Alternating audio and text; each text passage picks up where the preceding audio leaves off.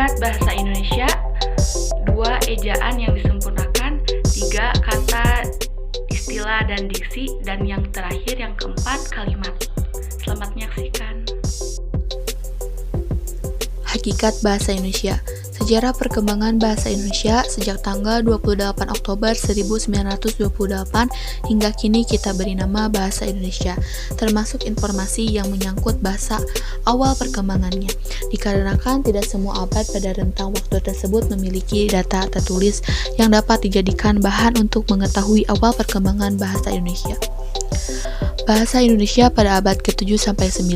Pada abad ke-7-9, bahasa dijadikan sebagai wahana komunikasi. Bahasa yang dimaksud di atas tentu tidak terbatas penggunaannya hanya pada lingkup kehidupan beraktivitas di sana, melainkan juga di dunia pendidikan. Bahasa yang digunakan pada waktu itu bahasa Melayu kuno. Bahasa Indonesia pada abad ke-14-16. Ditemukan sebuah batu nisan dengan aksara Pallawa bertahun 1380 Masehi pada salah satu kuburan Raja-Raja Pasai di Minyan Tujuh Aceh. Pada batu nisan itu terdapat syair berbahasa Melayu kuno yang dipengaruhi bahasa Arab, yang isinya antara lain menyebutkan bahwa raja yang terkubur di makam itu telah memeluk agama Islam, dan pada abad ke-14 Masehi tumbuhnya kerajaan-kerajaan Islam, dan itu menambah percepatan pula terhadap aksara Melayu, terlebih setelah aksara Pallawa diganti dengan aksara Arab Melayu atau aksara Jawi. Bahasa Indonesia pada abad ke-17-18. Perubahan dan pergantian 2 abad ke-17 dan ke-18 di Nusantara. Perubahan dan pergantian kondisi Nusantara yang memungkinkan upaya pemulihan dan pengembangan kembalinya kejayaan yang telah pernah dicapai pada abad sebelumnya, utamanya di bidang kesusastraan. Pada abad ke-17 muncul karya-karya sastra Melayu. Karya sastra penting itu adalah buku sejarah Melayu yang ditulis oleh Tun Muhammad Srilanang dengan gelar sebutan Bendahara Paduka Raja, dan penyelesaian penulisan bukunya tersebut berakhir pada tahun 1616, dan bahasa tulisan yang digunakan untuk itu adalah bahasa Melayu Johor. Bahasa Indonesia pada abad ke-19. Kesepakatan London tahun 1824 antara Inggris dan Belanda. Inggris memperoleh semenanjung Malaya dan Singapura. Pembagian wilayah kekuasaan antara Inggris dan Belanda menyebabkan terpolarisasinya perkembangan bahasa Melayu dalam 2 wilayah kekuasaan yang berbeda-beda, dan pelopor terkemuka terkait pembinaan bahasa dan budaya dalam abad ke-19 adalah Raja Ali Haji 1808 sampai 1870. Bahasa Indonesia pada abad ke-20. Awal abad ke-20 tercatat sebagai masa awal percepatan perkembangan dan peralihan bahasa Melayu menjadi bahasa Indonesia. Bahasa Indonesia pada abad ke-21. Sejarah perkembangan bahasa Indonesia pada abad ke-21 terdapat 3 peristiwa, yakni Kongres Bahasa Indonesia yang ke-8, 9, dan 10.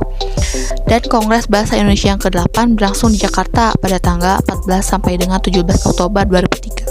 Kongres Bahasa ke-8 menghasilkan kesadaran warga dalam penggunaan bahasa Indonesia itu meningkat. Pada tanggal 28 Oktober sampai 1 November 2008 diadakan Kongres Bahasa Indonesia ke-10. Ke-9 bertepatan di Jakarta. Dari kongres ini muncul berharap agar ke depan bahasa Indonesia mampu membentuk warga yang kompetitif, cerdas, dan beradab. Kedudukan dan fungsi bahasa Indonesia.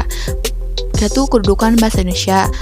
Pada Sumpah Pemuda pada tanggal 28 Oktober 1928 dan diikrarkan bahwa bahasa Indonesia telah menjadi bahasa nasional, dan terdapat dalam Ikrar Sumpah Pemuda, kami putra dan putri Indonesia menjunjung bahasa persatuan bahasa Indonesia. Bahasa Indonesia bahasa nasional. Bahasa Indonesia memiliki kedudukan tertinggi di antara semua bahasa yang terdapat atau yang digunakan di wilayah kekuasaan Republik Indonesia. 2. Fungsi bahasa Indonesia. Kedudukan bahasa Indonesia yaitu sebagai bahasa nasional dan bahasa negara. Dan bahasa Indonesia memiliki fungsi sebagai berikut: 1. Lambang kebanggaan nasional. 2. Lambang identitas nasional. 3. Alat pemersatu berbagai masyarakat yang berbeda-beda latar belakang sosial, budaya, dan bahasanya. Dan yang terakhir, alat perhubungan antar budaya dan antar daerah. Sebagai bahasa negara, bahasa Indonesia memiliki fungsi sebagai berikut: bahasa resmi kenegaraan, bahasa pengantar resmi di lembaga-lembaga pendidikan, bahasa resmi di dalam perhubungan pada tingkat nasional untuk kepentingan perencanaan dan pelaksanaan pembangunan serta pemerintahan, dan yang terakhir bahasa resmi dalam pengembangan kebudayaan dan pemanfaatan ilmu pengetahuan serta teknologi modern. Variasi bahasa lisan dan tulisan. Variasi lisan lebih singkat daripada variasi tulis. Variasi lisan diperlukan kehadiran orang kedua sebagai pihak mitra bicara.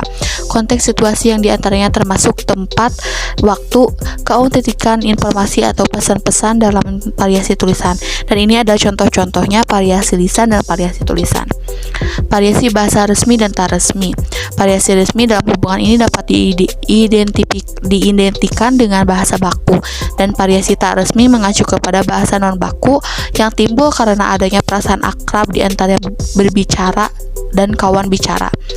Dan variasi bahasa dialektal. Luasnya wilayah penggunaan suatu bahasa dapat menyebabkan timbulnya variasi bahasa yang berbeda-beda.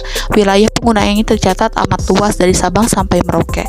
Perbedaan dalam penggunaan satu bahasa yang sama disebabkan oleh perbedaan daerah penggunaan. Seperti itu disebut variasi dialek atau variasi daerah.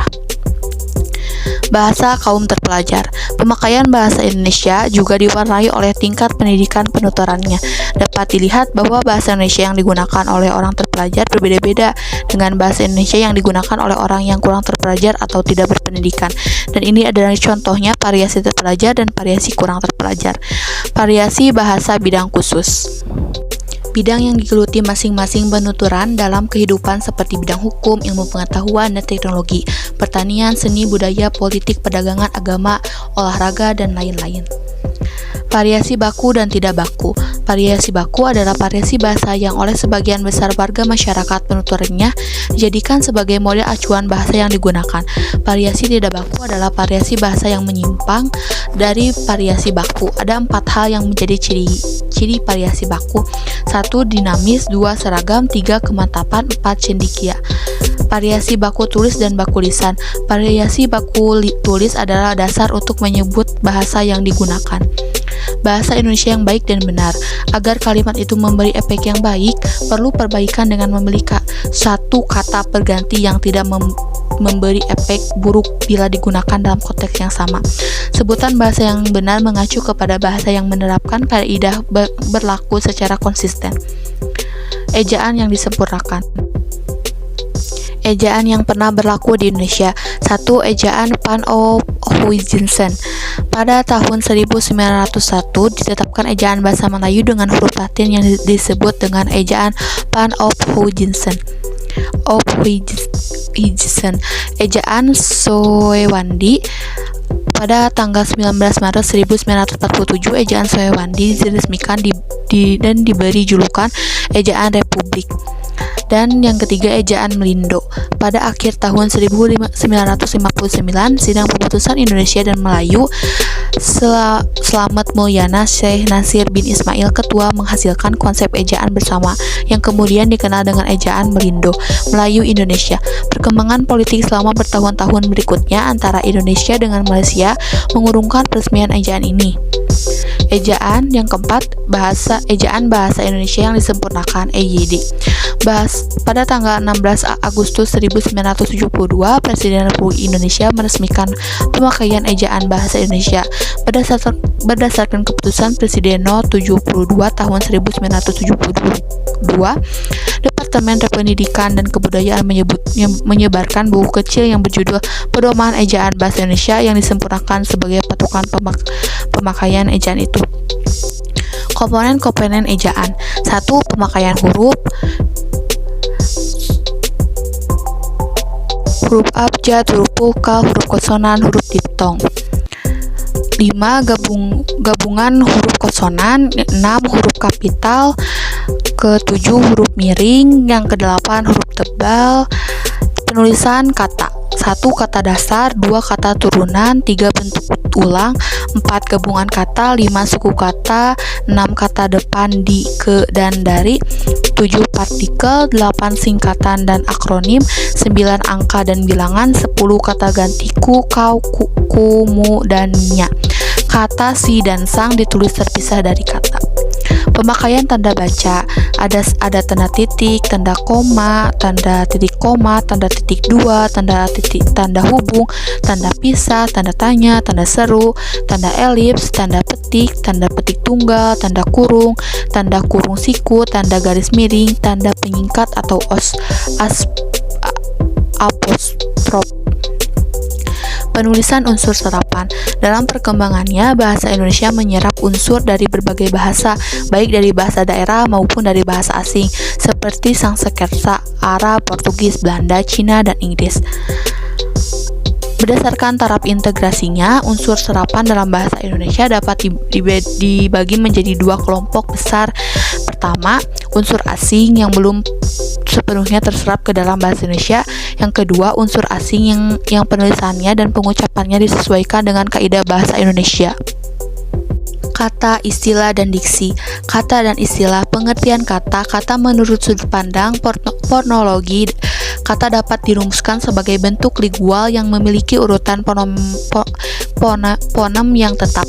Contoh misalnya ramah, jika diubah menjadi hamar, mahar, atau haram, maka makna sebelumnya tidak terlihat lagi.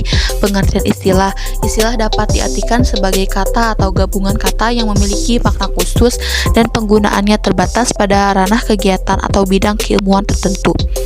Sumber kata dan istilah. 1. Sumber kata. 2. Dari bahasa-bahasa daerah atau serupun.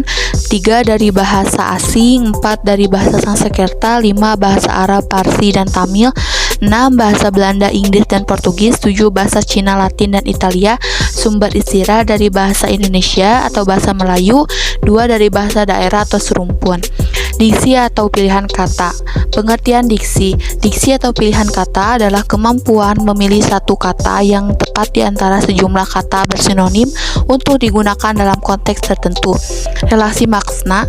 Yang dimaksud dengan relasi makna dalam hubungan ini adalah sifat pertalian makna yang terdapat pada sejumlah kata. Kesinoniman. Kesinoniman adalah keadaan yang menunjukkan bahwa sejumlah kata yang berlainan bentuknya memiliki makna yang sama, sedangkan sinonim adalah kata yang memiliki makna yang sama atau mirip dengan kata lain yang bentuknya berbeda. Contohnya turis, pelancong, wisatawan. Kepolisemian. Pengertian antara kepolisemian dengan kehomoniman yang membicarakan tentang dua kata yang berlainan tetapi hadir dengan ejaan yang sama. Kehiponiman adalah keadaan terdapat sejumlah kata bawahan dari sebuah kata yang lebih luas cakupan maknanya. Keantoniman adalah keadaan terdapatnya dua kata yang berlawanan makna. Makna konotatif dan denotatif. Makna konotatif dimaksud untuk makna subjektif penuturan atau masyarakat penuturan diberikan kepada kata tertentu. Makna denotatif adalah makna dasar atau makna umum. Ungkapan idiomatik. Bentuk ungkapan idiomatik merupakan kesatuan utuh dari unsurnya berupa kata. Kata konkret dan abstrak. Kata konkret adalah kata yang acuannya dapat diserap secara empirik, artinya kita dapat merasakan kehadiran acuannya, dan ini ada contohnya. Kalimat didefinisikan sebagai satuan bahasa yang disusun oleh kata-kata yang memiliki makna yang lengkap. Unsur-unsur kalimat: 1 subjek, 2 predikat, 3 objek, 4 pelengkap, 5 keterangan. Jenis kalimat tunggal, kalimat majmuk. Ada 4 jenis klausa nominal, klausa adverbial, klausa relatif, klausa perbandingan. Kalimat majmuk adalah kalimat yang terdiri dari beberapa klausa. Jenis-jenis kalimat lengkap, kalimat tidak lengkap, kalimat elips, kalimat urutan, kalimat minor, kalimat inverse, dan kalimat permutasi. Kalimat efektif. Syarat-syarat kalimat harus gramatikal, harus tugas, tidak bermakna kias, harus sejajar, bebas dari ketaksaan, harus logis. Sekian dan terima kasih. Mohon maaf jika ada salah kata dan kekurangan. Wassalamualaikum warahmatullahi wabarakatuh. Dan terima kasih yang sudah menonton.